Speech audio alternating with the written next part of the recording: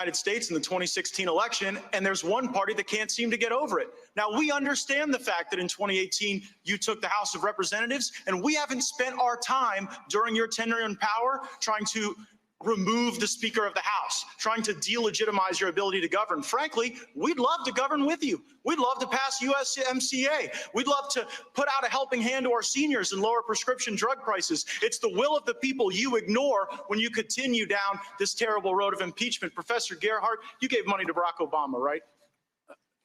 My family did, yes. 4 times? That sounds about right. Yes. Mr. Chairman, I have a series of unanimous consent requests relating to Professor Feldman's work.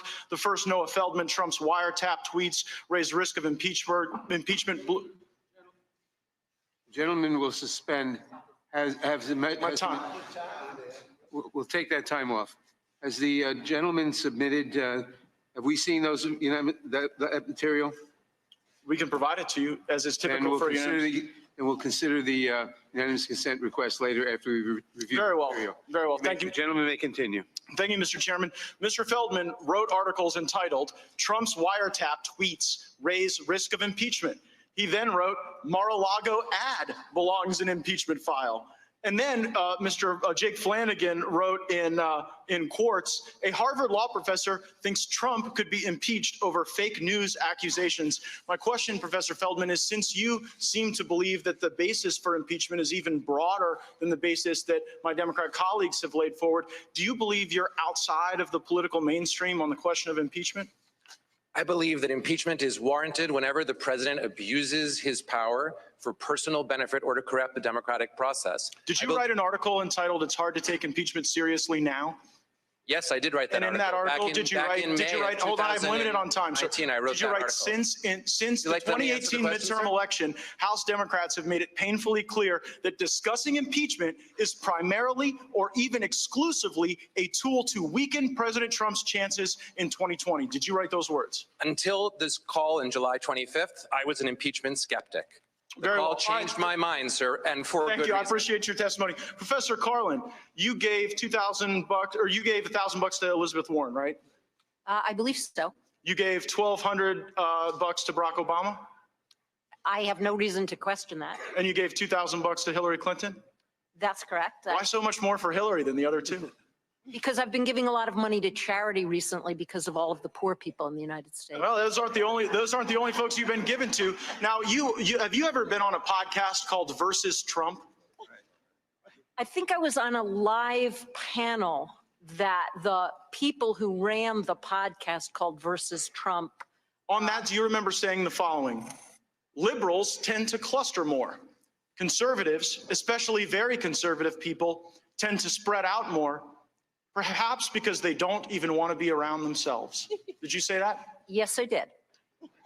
Do you understand how that reflects contempt on people who are conservative? No, what I was talking about there was the natural tendency, if you put the quote in context, the natural tendency of a compactness requirement to favor a party whose voters are more spread out. Well, and I do not have contempt hold on. Again, I'm very limited on time, Professor. And so I just have to say, when you talk about how liberals want to be around each other and cluster, and conservatives don't want to be around each other, and so they have to spread out, it makes people, you may not see this from, like the ivory towers of your law school, but it makes actual people in this country feel like, excuse me, you don't get to interrupt me on this time. Now, let me also suggest that when you invoke the president's son's name here, when you try to make a little joke out of referencing Barron Trump, that does not lend credibility to your argument. It makes you look mean. It makes you look like you're attacking someone's family, the minor child of the president of the United States. So let's see if we can get into the facts. To all of the witnesses, if you have personal knowledge of a single material fact in the Schiff report, please raise your hand. And let the record reflect no personal knowledge of a single fact. And you know what? That continues on the tradition that we saw from Adam Schiff, where Ambassador Taylor could not identify an impeachable offense. Mr. Kent never met with the president. Fiona Hill never heard the president reference anything regarding military aid. Mr. Hale was unaware of any nefarious activity with aid. Colonel Vindman even rejected the new Democrat talking point that bribery was invoked here. Ambassador Volker denied that there was a quid pro quo, and Mr. Mr. Morrison said there was nothing wrong on the call. The only direct evidence came from Gordon Sondland, who spoke to the President of the United States, and the President said, I want nothing. No quid pro quo. And you know what? If wiretapping a political opponent's an impeachable offense, I look forward to reading that Inspector General's report, because maybe it's a different president we should be impeaching. Gentleman's time has expired.